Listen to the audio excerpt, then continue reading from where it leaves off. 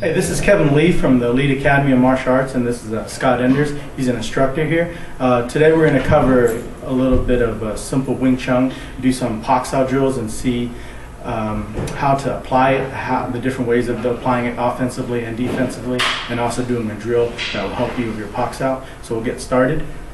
Scott starts here, and he starts in Yiji Kim Yu Ma with his simple battle punching position. He's going to just start with simple battle punching. So for drill sake, he's just going to punch straight down the line and get relatively close to me, staying about maybe 6 to 12 inches away, and he's just going to start battle punching. Okay, so he's battle punching like this, and for the drill, I'm going to meet him with my Pak Sao. I'm going to go forward, Pak Sao, like this, and I'm not reaching out and pushing him. I'm catching his fist. Every time he punches, I'm going to catch, catch, catch.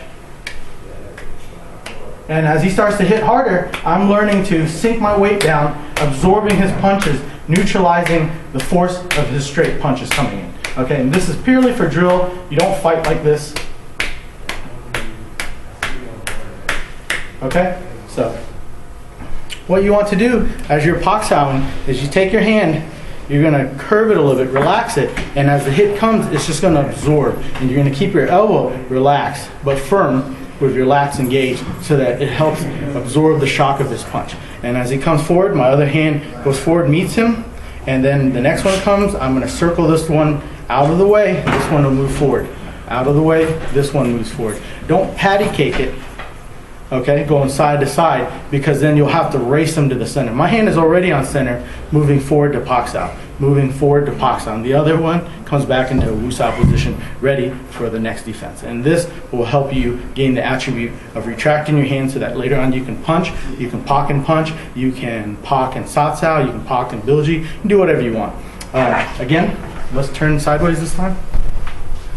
Scott's battle punching again, and I'm meeting him, and we're going 1, 2, 3. And you can do it in the 3 beat. It's good to count and have some type of rhythm as you're doing these drills so you burn it into your muscle memory. So you're going 1, 2, 3. 1, 2, 3. As he gets comfortable, he can just start to blast away. And right now he's going very relaxed. There's no force, and he can start to put a little bit more force on his punches, and it starts to get really heavy. And you can see I'm just relaxing and using my body structure, my elbow, my lats to stop his punches. You notice that if anytime he stops, I'm not going to fall forward. I'm not trying to catch his hand. So if he stops and he tricks me, I don't want to lose position. I'm just going like this, and if he stops, I'm still just right here. I could either stop with him or continue on with my hand motion. The reason why I would continue on with my hand motion is if he punches me, and say I block one and he throws the second one, I block two, and he doesn't throw the third one, I could immediately hit him. Does that make sense? We're going 1, 2, and maybe I hit him on my third shot because there's nothing to block, so now I'm free to hit. But if you continue to punch, potentially I could block, block, block, and then eventually catch up and end with my own punch. Okay, guys? So practice this drill real slow. This is called the Pak Sao drill. Just going 1, 2, 3, 1, 2, 3, 1, 2, 3. Let's turn back the other way. Very easy. 1, 2, 3. I'm meeting him right at the wrist right now, and the hand is relaxed and cut. Don't Pak Sao with a flat, stiff-fingered hand like that. It's very stiff. It won't stick well. You want a lot of surface area to make contact on this hand so it's sticky. There's a lot of friction involved. Okay? So he's punching, I'm catching. And right now, reality is the drill, I'm catching on the wrist because he's about 12 inches away from me, 6 to 12 inches. But reality, he would punch all the way to me, and I would end up catching on the forearm. Okay, guys, this is where I really want to catch. I don't really want to catch on the wrist just because he's far away right now. I'm learning to make contact right there. But later on, if I learn the correct position for my Pak Sao, as he punches and he really comes towards me, I'll naturally catch on the forearm. That's what I want, closer to the elbow. In reality, if I catch near the wrist and I push too hard that way, he'll bend at the elbow and he could potentially elbow over the top, or he could block my hand with his elbow and Sat Sao. So he would go over the top and throw a Sat Sao like that. Okay, let's do it on this side. If he's punching and I block across the wrist, in real life, he's going to elbow over the top and hit me, or elbow over the top, blocking my hand, and then chopping into my neck or into my collarbone with the Sat Sao. So we want to avoid that. In a real punch, when he really comes all the way to me, he's going to start to extend himself, and I'm going to block right here on the forearm to the center line, not past the center line, because then he can lop underneath.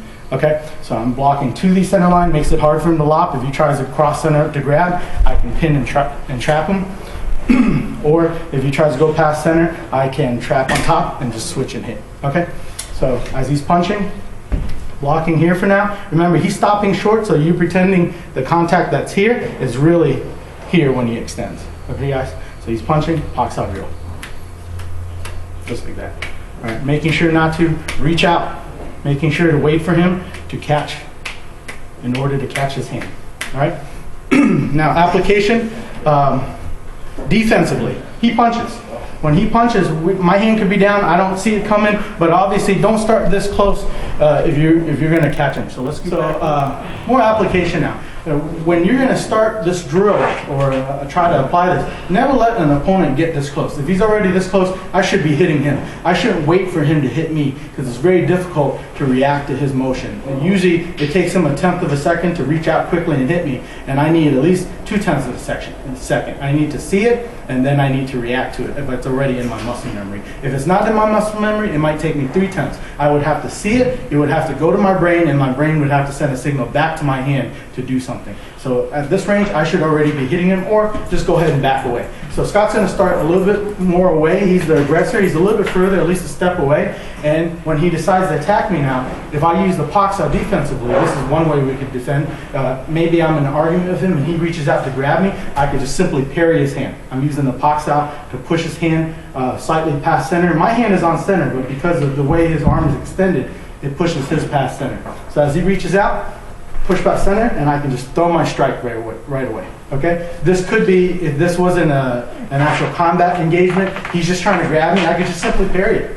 Okay? If this is, he's going to grab me and punch me in the face with the other hand. As that other hand comes in, I need to stop this before it grabs me. So as he steps in, I pop, and I would throw this punch. I could use the bilji, I can use the Pak Sao, I can use the palm strike. It just depends on the situation and what I'm doing. If this is a friend, maybe I slap him. If it's a person on the street, I might poke him in the eye. Okay? So when he comes to me, defensively, I pop and I strike right away. And I can be in a non-combative stance. I'm more hands up. Hey, I don't want any trouble. And he goes out to grab me. Boom, I pop him. Or I could be in a fighting stance already, and he tries to jab me. Now he's a boxer, he's in a fighting stance, and he throws that jab right down the pipe. And as that thing comes down, bang, I pocket him. One thing about the jab, though, is if he's flicking that jab and he's non-committal, he's not really trying to get in and hit me, he's just probing, it's really hard to try to pock this. You see it? He's just pumping that. But if he really tries to step in and pump that thing in hard and take my head off, then that's the opportunity that you want for your Pak Sao. Okay, so that's one way to use it defensively. He's coming to me, I'm using it as a defense and immediately into a counterattack. Offensively, you have several ways you can do this. So one way is I could be attacking Scott or reaching for him or whatever I'm doing, and he puts his front hand up and blocks. So as I reach out for him or try to bilji him or punch him, he blocks. It's just a natural reaction. A lot of Eastern martial arts like Kung Fu and Karate, they block with the front hand. So he puts his front hand up to block. So as soon as that happens, I just pop the front hand out of the way and strike. Okay? So if I punch for him or strike him, he's going to block, and then I slap it out of the way. Very important that you Pak Sao, just like the drill, going forward to meet his hand and not slapping down or slapping sideways. If I punch him and then slap down really hard, he's going to run his hand and it's going to hit me with a jiao sao or a hook or some type of ear slap. Okay? So I want to slap into him, into his center, so that it makes it harder for him to run his hand. Okay? So he blocks with the front hand, and I slap it out of the way. Okay? Another way is that's me attacking. Another way is his hands are up. He's like a boxer, MMA fighter, Muay Thai fighter, and the hand's in the way. I want to hit that way, but the hand's in the way, so I just clear it. We're moving. Maybe I feint, I do something, I throw a kick, and then immediately I slap that thing, and I back fist, or I chop, or I bilji. So I'm not engaging in any way. I'm not engaging with an initial reference point like this, and then hitting. I'm just immediately slapping it out of the way. Where hands are up, we're moving. I might be in my Wing Chun stance or in some other stance. I could just be, hey, I don't want any trouble. Boom, just slap and hit. All right, guys, so that's an offensive way. That's two offensive ways. The defensive, there's more than just one. The one that I showed you is just a typical one where they're reaching for you, they're punching you, something's happening, and his hand is coming towards you, and you're slapping. And you could block the outside of his lead hand, you can slap the other way. If he comes, I can use the other hand. I can even use the inside. If I just screw up, he's reaching for, I can go to the inside and slap and hit. Okay, yeah, same thing on the other side. He's reaching, I could, potentially, I want to go to the outside. It's a little bit safer because it's away from this hand, but you're reacting right away and you reacted slightly incorrectly. It wasn't the perfect one, but you're still blocking and throwing a punch. Okay, you just need to be aware that as you're throwing this punch, the other one might come.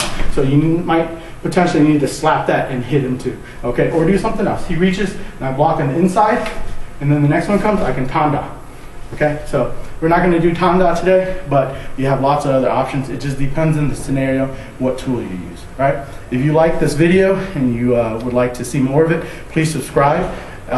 Visit our website. If you're in Atlanta, Georgia, you're welcome to come and hang out at the school and train with us. Leave comments. Please like, share.